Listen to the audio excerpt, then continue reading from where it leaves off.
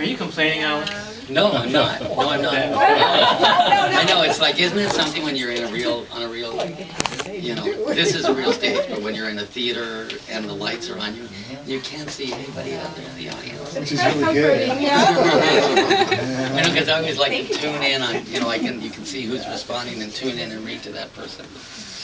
This is spring, and so today I thought, okay, well, I'm going to go ahead and see if I can find a poem by a fairly well-known author about spring. And it actually wasn't that easy to do with the books that I had and the time that I had. But I did find this poem by Mary Oliver. Are you familiar with her? Sure. And she's a sweet poet and an excellent teacher. She wrote a poetry handbook that is excellent for learning things like what we were talking about earlier. This is called Poppies.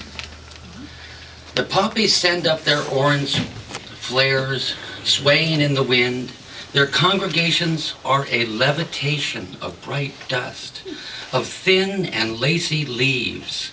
There isn't a place in this world that doesn't sooner or later drown in the indigos of darkness. But now, for a while, the roughage shines like a miracle as it floats above everything with its yellow hair. Of course, nothing stops the cold, black, curved blade from hooking forward. Of course, loss is the great lesson. But also I say this, that light is an invitation to happiness, and that happiness, when it's done right, is a kind of holiness, palpable and redemptive, inside the bright fields, touched by their rough and spongy gold. I am washed and washed in the river of earthly delight. And what are you going to do? What can you do about it? Deep blue night.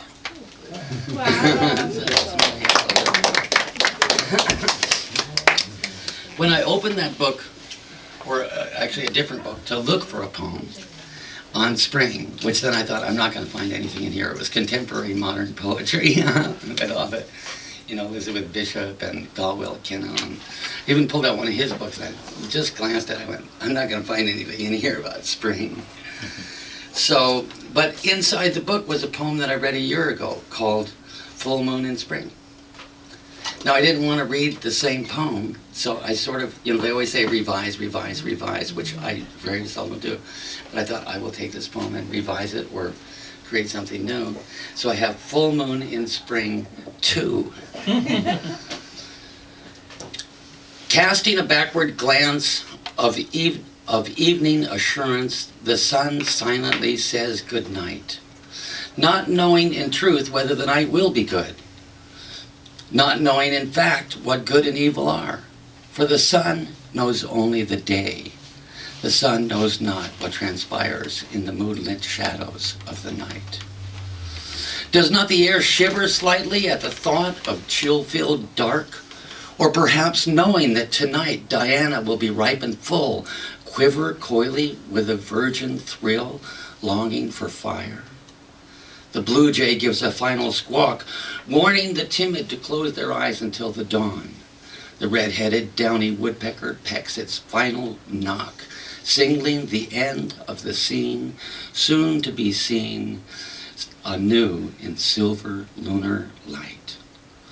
O earth so long dormant, bare of color and joy, tonight we will assist the rebirth of Persephone as we dance in wanton glee in the grove of the sacred tree around the sacred fire, until Dionysius, kindling our desire, takes us beyond reason and rhyme, and Eros gives birth to time.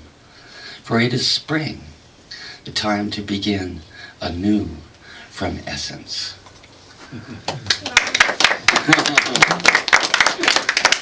This is the spring poem that I wrote several years ago in Maryland after watching 50 baby squirrels come streaming out of the hole in the oak tree in my backyard, romping and prancing all around the yard. I have never seen that in my life. I've had other rushes of squirrels. And what drugs were you on? The sunshine. It's amazing, though. Squirrels have their normal kind of thing that you see, which is never absolutely normal.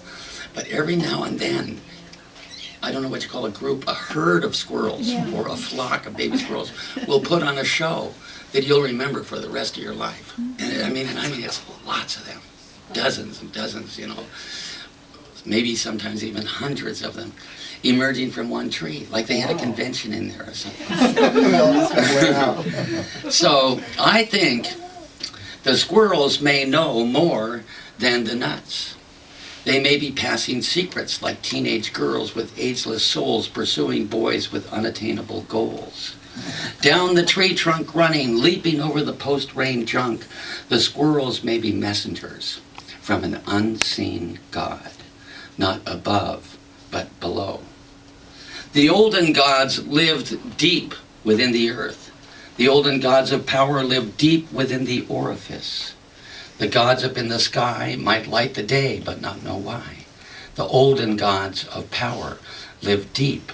And in my sleepless nights, I think the squirrels may understand the power that drives them nuts through the branches. Otherwise, why do they take such chances? Leaping from leaf to leap, leaping beyond belief. Leaping out of the night like the thief on the right. Or maybe leaping into the night, like the thief on the left. Somehow in leaping for the moon, we have lost our lunar cycles, and our loss is our lunacy. But the squirrels know the life of trees, the seasons of the sun, the life-giving rush of rain, the hush of snow. They know to crack open nuts to eat the seed that comes not from above, but from below. Yes, I'm sure the squirrels know.